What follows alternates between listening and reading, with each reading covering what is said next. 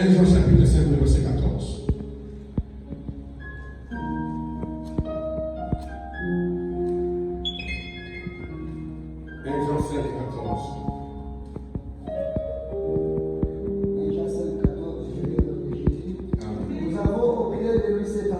Nous avons où?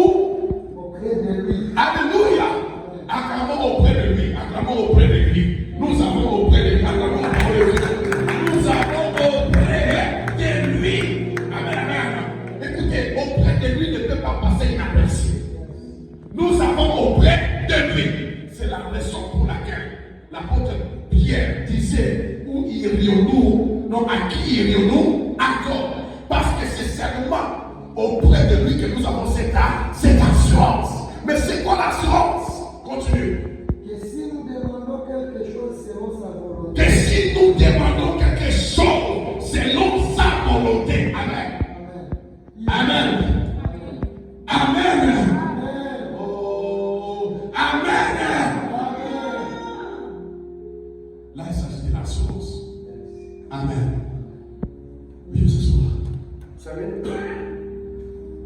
il nous arrive de prier à plusieurs reprises et de plusieurs manières. Mais nous n'arrivons pas à voir les résultats. Le problème est que même quand nous prions, nous n'avons pas l'assurance. Parce que ce qui donne l'assurance, c'est la présence de Dieu. C'est être auprès de lui. C'est marcher avec lui. Ça donne l'assurance. Amen. Combien de fois vous avez prié? Combien de fois vous avez intercédé? Combien de fois vous avez gêné? Combien de fois vous avez été dans le chant de prière, dans des veillées de prière?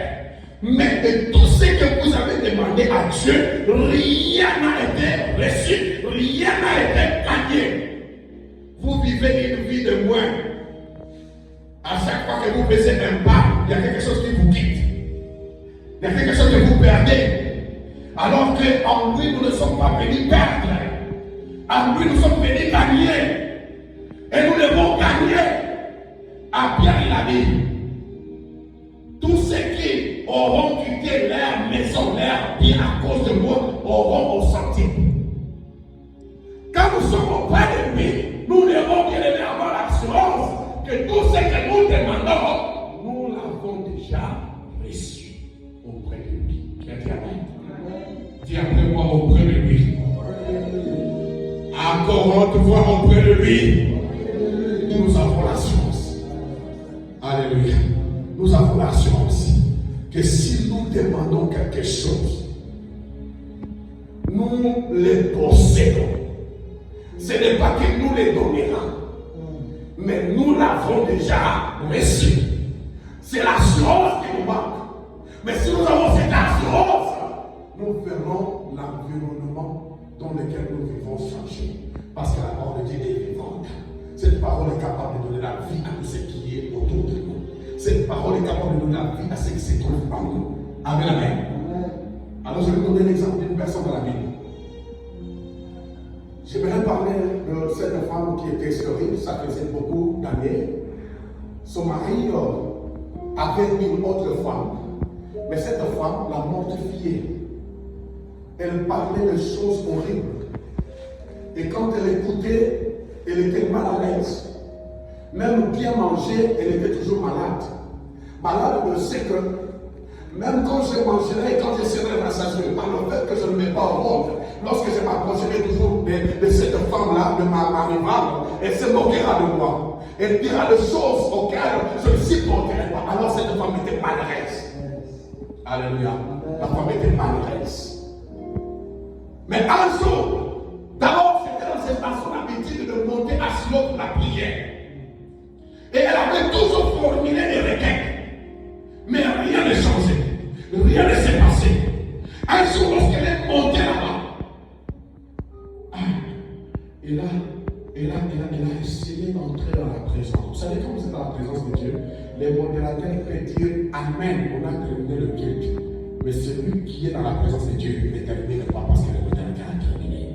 Il continue le culte. Parce que là, il est dans la présence de Dieu. Amen. Ce qui nous emmène, c'est la présence de Dieu. Ce qui nous fait du bien, c'est la présence de Dieu.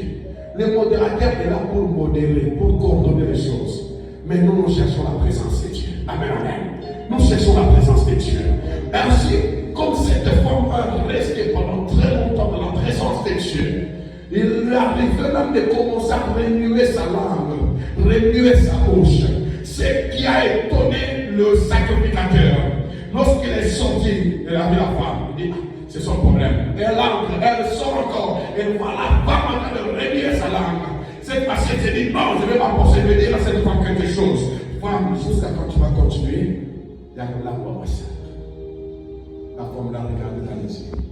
Il lui a dit, mon Seigneur, ta servante n'est pas ivre, tel que tu me vois, mais j'ai l'amertume. Amen, amen. Elle avait l'amertume. Alléluia. Ton amertume peut changer aux choses sucrées. Alléluia. Dieu peut changer les douleurs de ton cœur, mais rien que dans ta présence.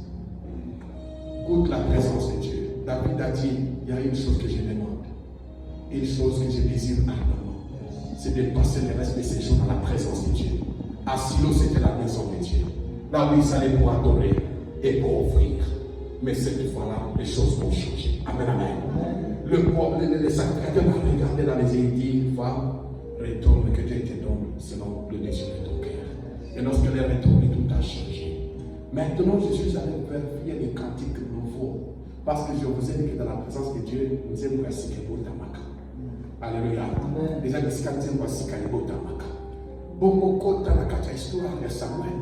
Oka Boyimba Sika, Olo Anayemba, Abenga et la résurrection et la vie.